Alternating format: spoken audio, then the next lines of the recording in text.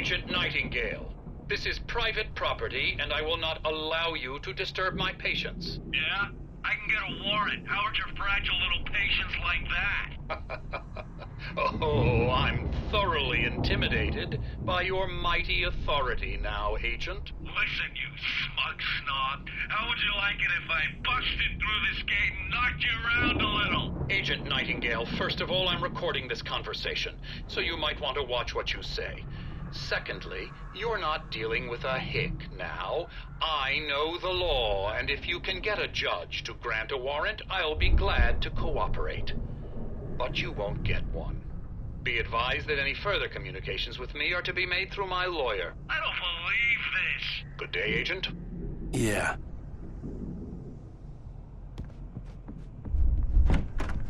Let me out of here! Hartman, do you hear me? I'm gonna sue your crazy quack ass to shreds! Barry? Ow! About time! Barry! Man, am I glad to see you. We need to get to Hartman's office. It's right next door. You okay? Yeah. I mean, no! The cops found me at Rose's trailer, but they didn't hassle me too much. I'm obviously a victim in this, and I demanded to be treated as such. Or else I'd sue their asses. Speaking of asses, that vet gave me a real hard time, but I had no clue where you were. That guy's crazy, Al. But he let me go, and then I get a call from Hartman, that son of a bitch, who tells me you're here, and I should come pick you up, but when I got here, 2 goons clobbered me and stuck me in there. What's with the cutout? I stole it from the diner to piss off Rose after what she did to us. That'll teach her. Yeah, that's a harsh punishment. Come on, pal, we gotta get going.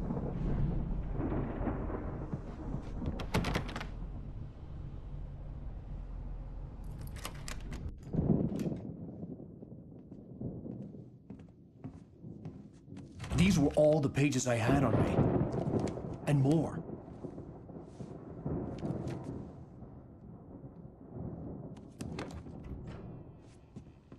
Alan, please. You're sliding back into the... Tell me one more lie and I'll shoot you in the face. Ah, well, it was worth a shot. Really, Wake, come on. Let's work together on this. You have no idea... Hartman, shut up! Barry, get out of here. I'll catch up with you. Get a car. Oh, Al, let's just... Go! Wake, listen to me. This is a mistake. Don't you see? Together we can create something absolutely wonderful. With your ability and mine.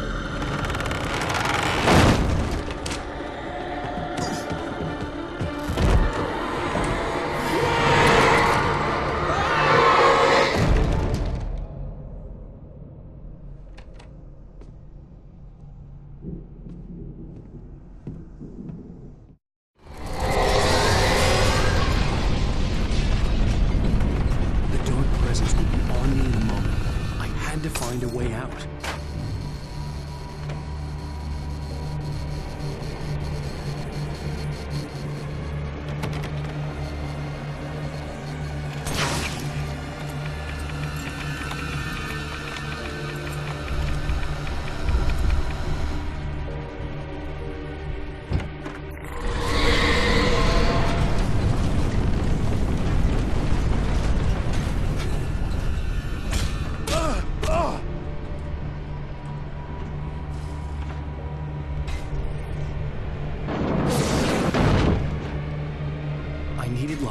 Possessed bookshelves out of my way.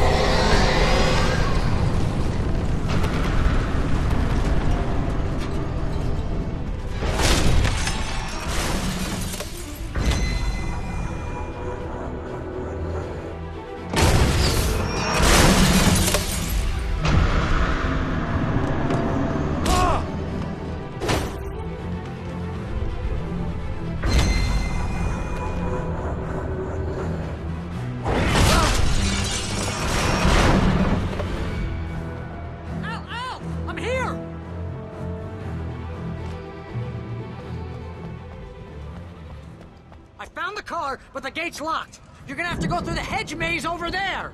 Barry, I don't have a light. Take this, Al. Oh, God! Look at the house!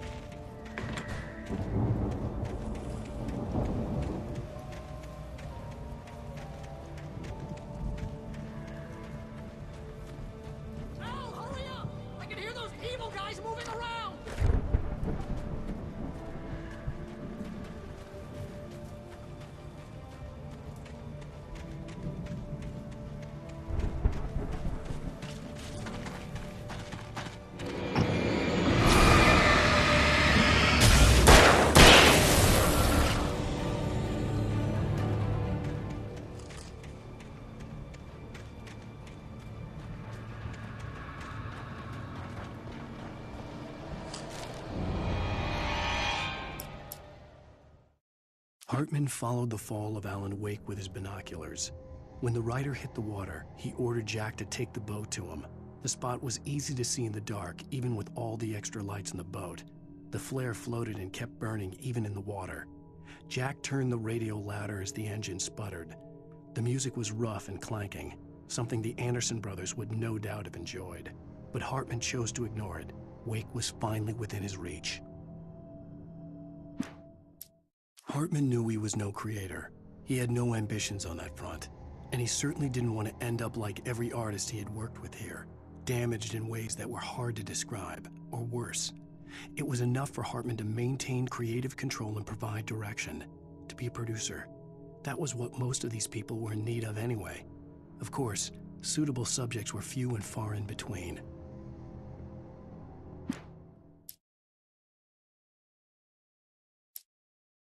For the moment, Barry was just glad he had survived the fall. He had been separated from Al, and there was no easy way to climb back up. He told himself he'd be okay in the gloomy forest at night.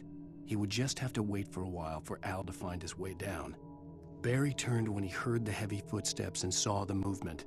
The man-shaped shadow lunged at him from the bushes, an axe held high. Barry screamed and threw up his hand. The world exploded.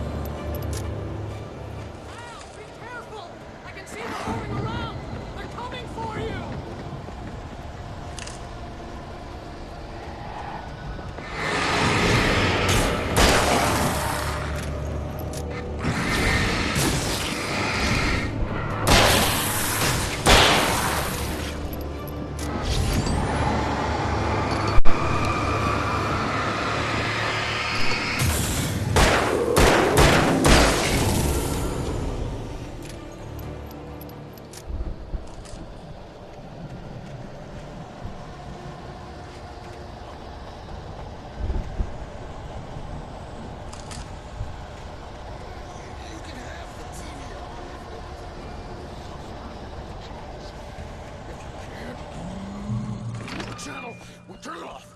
We don't want any fighting. It makes people sad.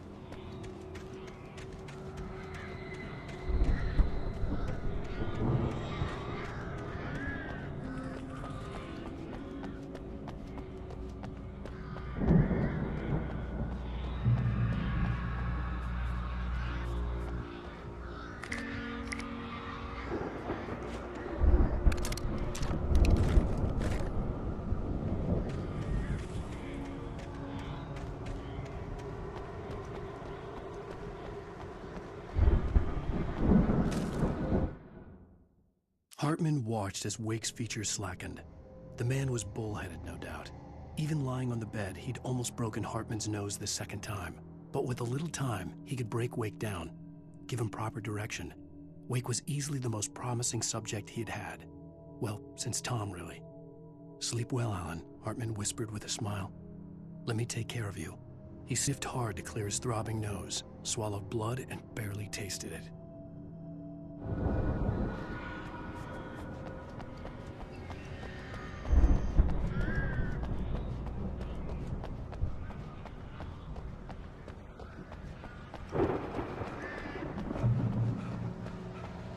Al! You're alive! Let's get out of here. Can you open this gate? Maybe. Barry! Well... And the key fits...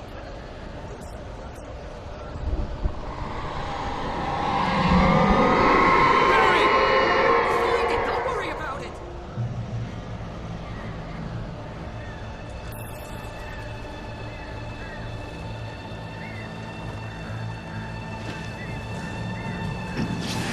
Hurry up, Barry!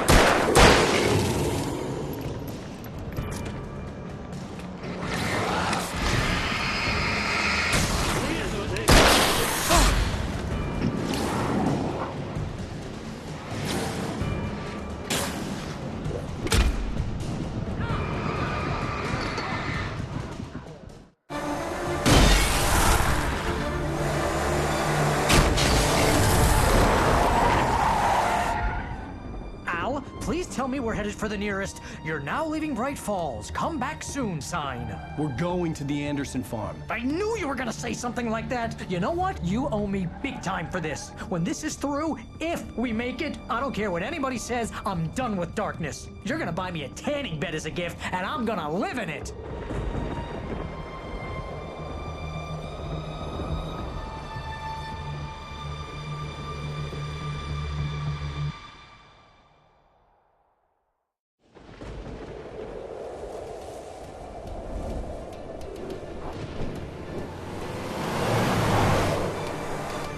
I'm crazy, but that's fine, Barry.